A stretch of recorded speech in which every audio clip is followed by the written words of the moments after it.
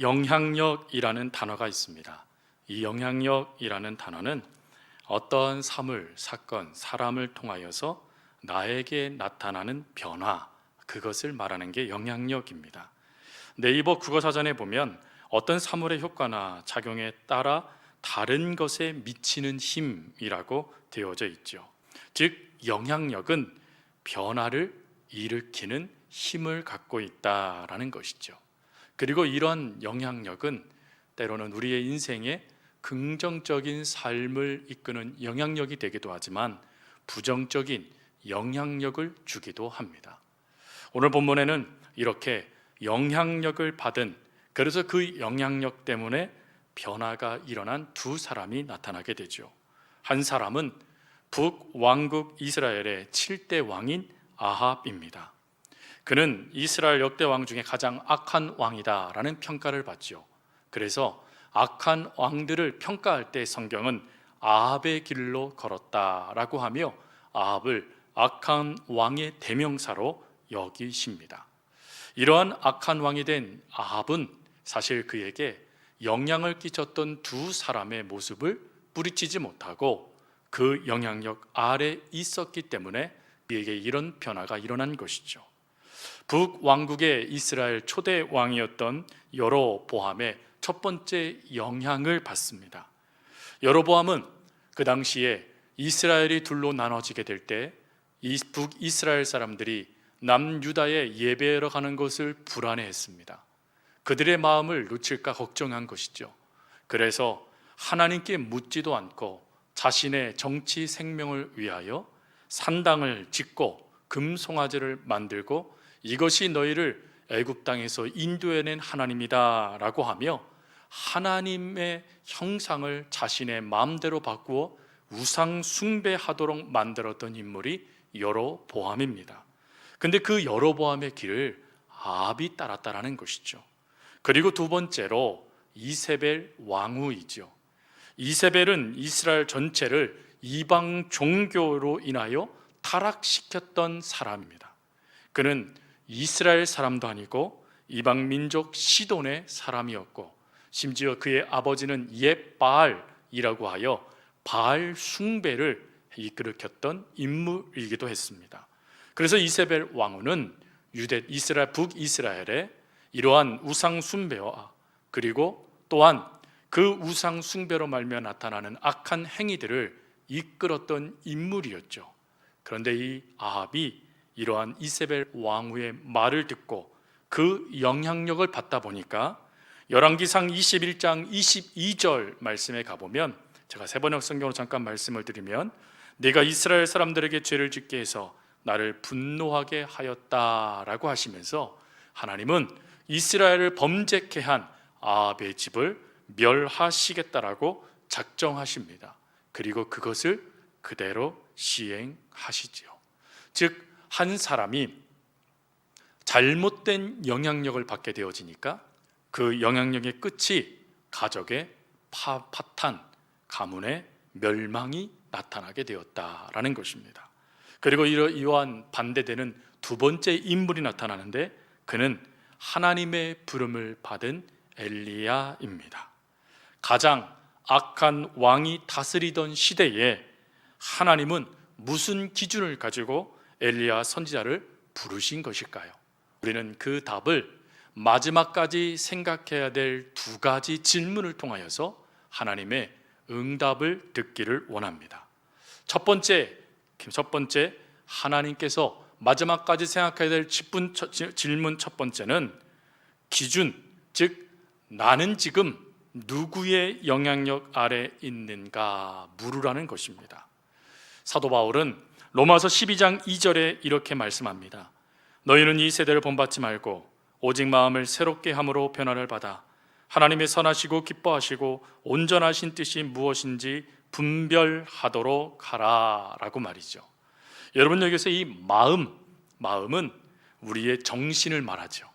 또 우리의 생각으로 우리의 삶의 첫 출발점, 기준을 말하는 것입니다. 그러니 사도 바울이 마음을 새롭게 해라 라는 이 말씀은 우리의 기준을 새롭게 해야 된다라는 말씀으로 우리는 받아들일 수 있습니다. 세상과 다른 모습으로 살아가기 위하여 가장 중요한 것은 기준, 즉 우리는 누구의 영향력 안에 있는가를 날마다 점검할 수 있어야 된다는 것입니다. 사실 우리는 세상의 기준에 얼마나 쉽게 휩쓸리는지 모릅니다. 그러다 보니까 사도 바울은 그러한 모습을 직시하고 우리들에게 권면하는 것이죠. 다른 것보다 기준을 분명하게 세워라. 내가 어떠한 삶의 영향을 받고 있는지를 점검하고 어떠한 영향력 아래 있어야 되는지를 기억해라 라고 하며 우리들의 중요한 질문을 던지고 있는 것입니다. 오늘 본문의 엘리야는 그 기준이 분명하죠. 즉 엘리야는 자신이 누구의 영향력 안에 있는지에 대하여 분명하게 말을 합니다. 오늘 1절이죠. 1절 말씀에 그는 이렇게 말합니다. 내가 섬기는 이스라엘 하나님 여호와께서 살아계심을 두고 맹세하노니. 즉 엘리야는 자신의 삶의 기준이 하나님이십니다. 나는 하나님의 영향력 안에 있습니다 라고 말하고 있는 것입니다. 여러분, 가끔 많은 사람들을 만나다 보면 이렇게 질문할 때가 있습니다. 스스로에게 말이죠. 저 모습이 저 사람의 진짜 모습일까? 라고 말이죠. 정말 저 사람의 저 모습이 진짜다 생각했는데 어느 순간 되어지면 그 다른 모습 때문에 당황하기 일쑤이기 때문이죠. 그러다 보니까 저 사람의 모습이 진짜일까? 한번 생각하게 되더라라는 것입니다. 그런데 저 사람의 모습이 진짜다라는 그런 일들이 발생될 때가 있습니다. 그것은 상대방이 결정적인 순간을 맞닥뜨릴 때에 나타나는 모습입니다. 즉 어려움과 근심과 아픔과 고통을 직면하게 되어졌을 때 그가 보여주는 모습이 진짜 모습일 수 있다라는 것이죠. 오늘 엘리야가요, 지금 누구 앞에서 나는 하나님의 영향력을 받고 있습니다 라고 고백하고 있습니까? 바로 악한 왕 아합입니다. 그리고 그 옆에 그 악한 왕 아합에게 악한 영향력을 끼치고 있었던 왕후 이세벨도 있었다라는 것이죠. 그 당시에 많은 사람들이 우상 숭배에 빠져 있었습니다. 모든 이들이 하나님의 율법을 무시했을 뿐만 아니라 심지어 이세벨 왕후는 하나님을 섬기는 선지자들을 잡아 죽이는데 앞장서 있었던 시대였어요. 여러분, 이렇게 악이 만연하고 그리고 악의 대명사인 아합 왕과 이세벨 왕후 앞에서 나는 당신들의 영향력을 받고 있지 않습니다. 나는 하나님의 영향력을 받고 있습니다. 내 삶의 기준은 당신들이 아니라 하나님이십니다 라고 선언하는 것이 쉬운 선언이었겠습니까? 이러한 선언을 한 신학자는 이렇게 말합니다. 에스더 왕후가 죽으면 죽으리라 라고 고백하며 하나님의 믿음을 붙잡는 모습이다 라고 말이죠. 즉 죽으면 죽으리라 라는 고백을 하면서 지금 자신을 다스리고 자신을 휘감고 자신을 덮고 있는 역사는 하나님이시다라고 엘리야가 고백하고 있는 것이죠. 여러분, 이러한 엘리야와 같은 모습이 바로 다윗에게도 나타납니다. 사무엘상 17장 45절에 이스라엘과 블레셋이 전쟁이 발생되게 되어지죠. 근데 이 전쟁의 한 가운데 누가 우뚝 서냐면 골리앗이 우뚝 서게 됩니다. 그리고 골리앗은 그 전쟁터에서 하나님의 이름도 욕하고 이스라엘도 욕을 하며 그 전쟁 속에 하나님보다 내가 더 중요하다, 내가 기준이야 라고 말하며 그 전쟁에서 하나님의 이름을 모욕하고 있었습니다. 그때에 다윗이 뭐라고 고백합니까? 다윗이 그 전쟁의 한 가운데 서서 그는 이렇게 말합니다. 너는 칼과 창과 단창으로 내게는 오거니와 나는 만군의 여호와의 이름으로 곧 네가 모욕하는 이스라엘 군대의 하나님의 이름으로 네게 나아가노라. 무슨 말입니까? 지금 다윗이 고백하고 있는 이 고백은 너는 칼과 창, 단창, 그 무기의 영향력을 받고 있지만 나는 하나님의 영향력을 받고 있다. 나의 기준은 전쟁의 용맹함, 전쟁의 무기에 있는 것이 아니라 내 삶의 기준은 언제나 하나님이시다 라고 고백하고 있는 것이죠. 여러분, 이 고백을 할 때 다윗의 상황을 보십시오. 그는 야영장의 그 분위기에 휩싸여서 그 분위기에 취해서 이런 고백을 하고 있는 것이 아닙니다. 절체절명의 순간, 전쟁의 한 복판에서 목숨이 오가는 그 순간에 그는 내 삶의 영향력은 언제나 하나님이십니다 라고 고백하고 있는 것이죠. 그러니 그의 고백은 진실함입니다. 여러분, 이러한 고백, 이러한 역사를 그가 이렇게 엘리야처럼 고백할 수 있었던 힘은 바로 그 삶을 누가 지키고 있는가를 그가 삶 속에서 경험했기 때문인 것이죠. 여러분, 오늘 여러분과 저도 어떤 고백을 해야 하겠습니까? 아니, 저와 여러분들은 어떠한 기준을 삼고 누구의 영향력을 받고 있어야 하겠습니까? 바로 하나님입니다. 존 고돈의 에너지 버스라는 책이 있습니다. 이 존 고돈의 에너지 버스에는 두 명의 주인공이 나타나는데, 한 사람은 조지라는 사람이고 또 한 사람은 운전수 조이입니다. 이 운전수 조이는 하나님을 의미하기도 하죠. 조지는 퇴사를 앞두고 있었습니다. 업무에 큰 스트레스를 받고 있었고, 더 나아가서 최근에는 아내에게 이혼 통보까지 받았습니다. 어수선한 어느 날 그가 회사로 출근하기 위해서 자동차를 끌고 움직일 때 그만 그가 탄 자동차가 타이어가 펑크가 났습니다. 안 그래도 심란한데 그의 마음은 더 심란해지기 시작했습니다. 그 짜증나고 심란한 마음을 가지고 버스를 타서 회사로 출근하는데, 그 모습을 보고 있었던 조이라는 운전수가 그에게 이러한 영향력의 말을 합니다. 당신의 인생을 완전히 바꾸어 줄 기회로부터 등을 돌리지 마십시오. 당신이 마음만 열어준다면 앞으로 열흘 동안 놀라운 일이 벌어질 것입니다 라고 말이죠. 그리고 이 말에 조금은 짜증이 나 있었고 심란했던 그였지만, 그 운전수의 말에 영향을 받아 그 삶의 모습들을 펼쳐놓은 책이 바로 이 에너지 버스라는 책입니다. 사랑하는 성도 여러분, 하나님은 우리가 우리의 삶의 소망이신 주님의 영향력 아래 있기를 원하십니다. 그리고 인생을 변화시킬 그 기회로부터 등을 돌리지 않기를 원하세요. 다시금 그 하나님께 기준을 세우고 그 하나님의 영향력 아래 있기를 원하십니다. 그리고 그 영향력 아래 우리도 변화되어져 선하신 하나님의 그 영향력으로 또 다른 누군가의 에너지 버스의 운전수가 될 수 있기를, 또 다른 누군가의 제자가 되어 그 사람에게 하나님의 선하신 영향력을 끼칠 수 있기를 원하신다라는 것입니다. 성도님들, 그러기 위하여 오늘 끊임없이 질문하십시오. 나는 지금 누구의 영향력 아래 있는가? 나의 기준은 누구신가? 여러분, 이 질문을 주님이 우리를 부르실 때까지 끊임없이 생각하며 고백하십시오. 그리고 답할 수 있길 바랍니다. 하나님이십니다 라고 말이죠. 그러한 은혜가 저 여러분 가운데 있기를 주의 이름으로 축복합니다. 그리고 두 번째, 우리가 반드시 질문해야 될 두 번째 질문은 내게 열정이 있는가? 또는 내게 열정이 있다라면 이 열정은 누구를 위한 열정인가 하는 것입니다. 영국의 크리스찬 투데이에 이런 칼럼이 실렸습니다. 하나님을 향한 열정이 사라졌을 때 이를 어떻게 회복할 수 있는가라는 칼럼입니다. 이 칼럼에서 이렇게 글을 씁니다. 우리는 모두 많은 시험을 받는다. 또한 스스로 압도당하고 있음을 발견하고 이를 극복하지 못한다.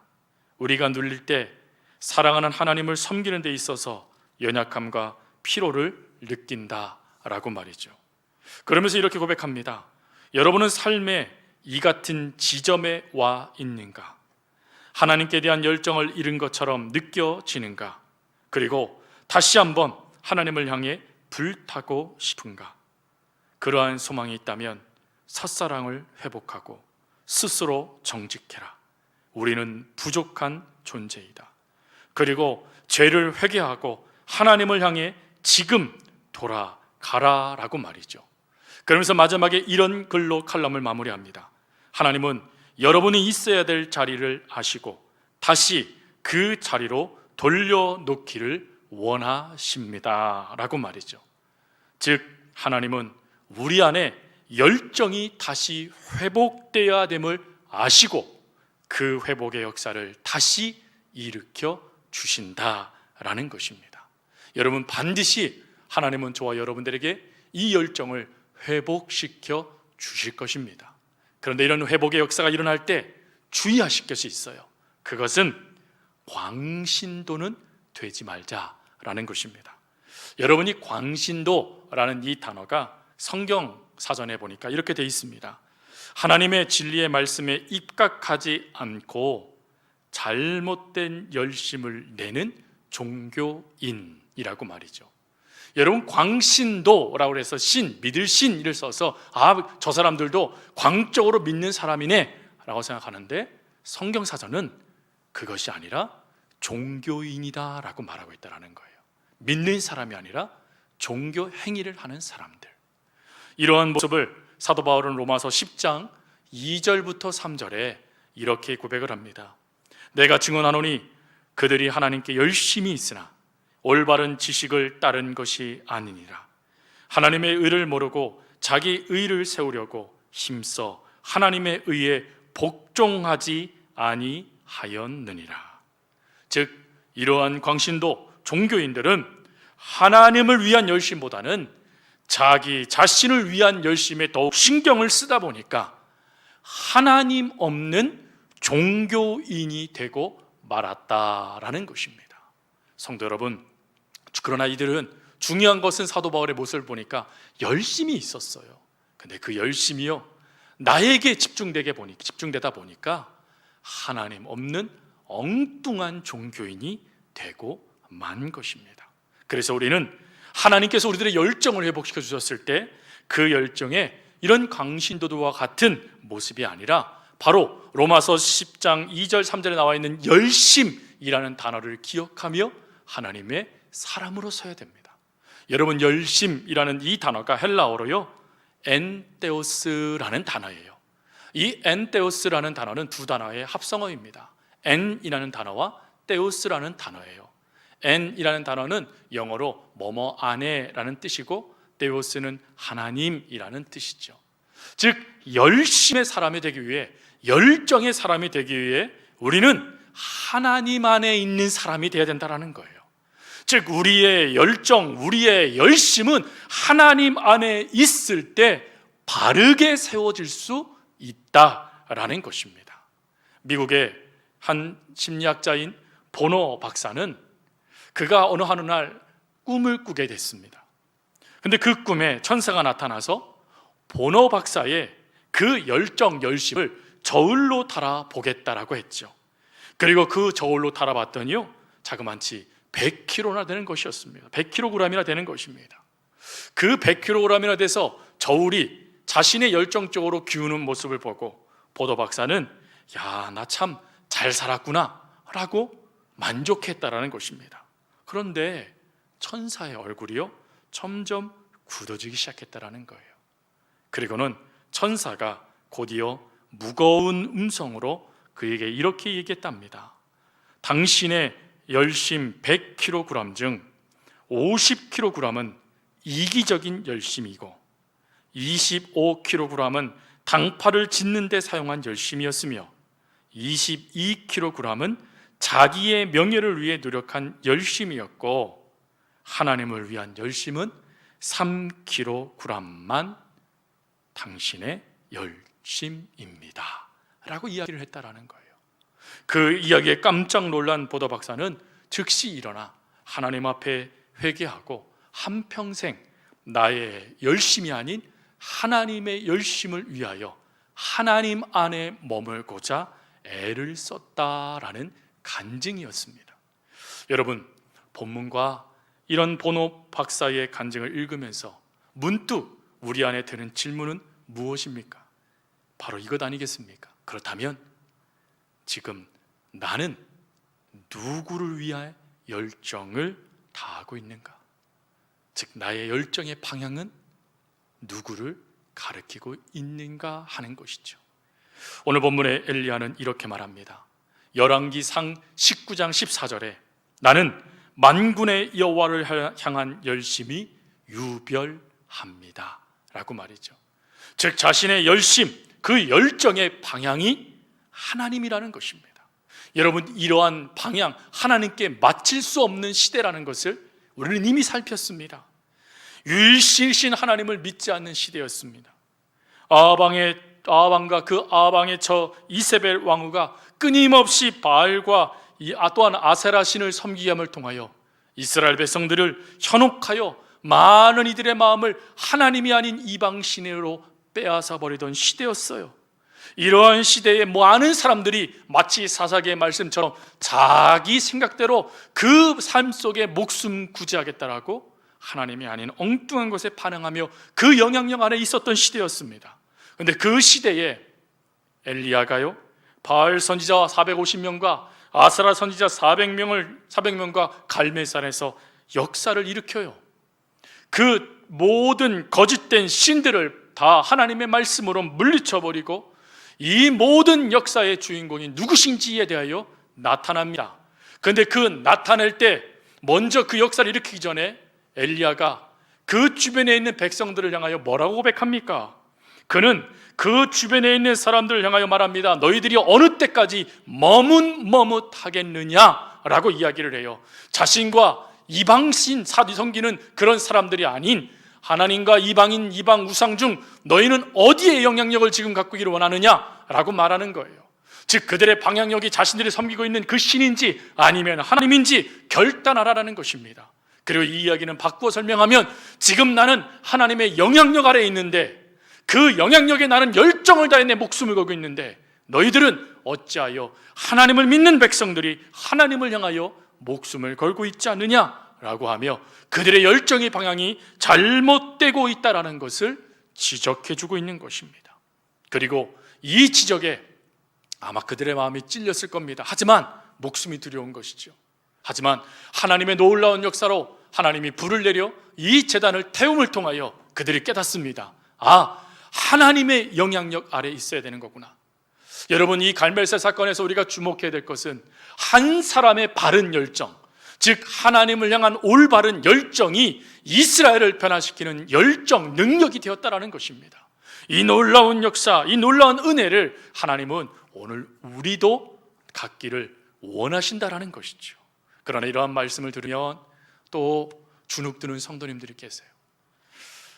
나는 그렇게 살지도 못하는데, 나는 엘리야처럼 저렇게 하나님께 관심을 두고 기준도 삼지 못하는데, 나 같은 것은 하나님께서 실망만 하실 텐데, 과거의 나의 이런 부끄러운 모습 때문에 하나님은 나 같은 것은 관심도 갖지 않으실 거야 라는 생각을 우리가 가질 수 있어요. 그런데 여러분, 그러한 생각에 하나님도 동의하실까요? 여러분들이 갖고 있는 그런 부정적인 판단에, 결정에 하나님도 도장을 찍으실까요? 그렇지 않습니다. 우리는 그것을 사도 바울을 통해 알 수 있죠. 여러분, 사도 바울이 될 때 그는 사울이었습니다. 사도 바울은 사울이었던 그 삶을 되돌아보며 뭐라고 평가합니까? 나는 죄인 중에 괴수였다라고 이야기합니다. 그의 열심, 잘못된 열정의 방향에 따라 스데반이 돌에 맞아 죽었을 뿐만 아니라 다른 나라에까지 가서 예수 믿는 성도들을 잡아 죽이는데 그의 열정을 쏟았던 인물이었어요. 그런 그에게 하나님은 은혜를 베푸셔서 만나주셨고 그의 눈이 가려졌던 것을 뜨게 해주셨으며 많은 성도들이 그를 믿지 못하자 바나바라는 사람을 통하여서 하나님의 귀한 사역의 중심으로 그를 세우셨어요. 그런데 여러분, 죄인 중에 괴수였던 사울이 하나님께 쓰임받을 만한 자격 있는 사람입니까? 물론 결론을 보니까, 후에 이루어진 역사들을 보니까 사도 바울은 준비된 사역자입니다 라고 말하겠지만 그 당시에 대부분의 성도들이 그렇게 인정했겠냐는 것이죠. 아니었을 거예요. 여러분, 그 당시에 많은 예수님의 12제자들 중에 많은 제자들이 살아있어서 주의 복음을 전하고 있었습니다. 또 그 가르침에 따라 많은 그리스도인들이 있었어요. 그러니 충분히 하나님은 그들을 일으키셔서 하나님의 뜻을 이룰 수 있었습니다. 그런데 하나님은 죄인 중에 괴수인 이 사울이었던 바울을 붙잡으셨다라는 거예요. 이해되십니까? 저는 이게 복음이라고 생각합니다. 여러분, 이러한 놀라운 복음이 있기 때문에 오늘 우리가 하나님의 자녀가 된 것 아니겠습니까? 이 사도 바울의 이 모습을 묵상하다가 문득 제 안에 이러한 음성과 같은 결론이 내려졌습니다. 아직 훈련을 받지 않아, 다듬어지지 않아서 그렇지, 사울이 제대로만 훈련받으면 나의 영향력 안으로 들어온다라면 그는 크게 쓰임받은 종이 될 거야. 사울이 가진 열정에 내가 성령을 부어주기만 하면 저는 위대한 나의 사람이 될 거란다 라는 그런 음성이었어요. 여러분, 이런 음성, 하나님이 사울이었던 바울에게만 허락하신 음성일까요? 아니요. 오늘 이 자리에 있는 저와 여러분들에게도 이러한 음성이 적용되어집니다. 하나님은 지금 저와 여러분들에게도 이와 같이 말씀하세요. 아직 우리가요, 잘못된 방향을 잡고 잘못된 기준을 세우며 그것에 우리가 모든 것을 집중하고 있었던 것 뿐이에요. 이제 우리가 이것을 깨닫고 내 기준은 하나님이십니다. 나는 하나님의 영향력 안에 있습니다. 내 방향은 오로지 하나님이고 내 열정의 방향의 끝은 언제나 하나님이십니다 라고 하며 우리들도 결단한다라면 하나님은 그런 우리들을 붙잡으셔서 죄인 중에 괴수였던 사도 바울을 이방인의 사도로 만드신 것처럼 우리들도 하나님의 귀한 사역을 이끌어가는 하나님의 사람이 되도록 만들어 주신다라는 것입니다. 오늘 저 여러분을 향한 하나님의 질문이 있습니다. 너는 지금 누구의 영향력을 받고 있는가? 그리고 너의 열정은 누구로부터 주어졌는가? 여러분, 이 질문에 뭐라고 대답하시겠습니까? 이렇게 대답할 수 있길 바랍니다. 이 세상을 살아가는 동안에, 그리고 이 세상을 살아가는 언제나 그 대답은 하나님이십니다 라고 대답할 수 있는 저와 여러분이 될 수 있기를 간절히 주님의 이름으로 부탁드립니다.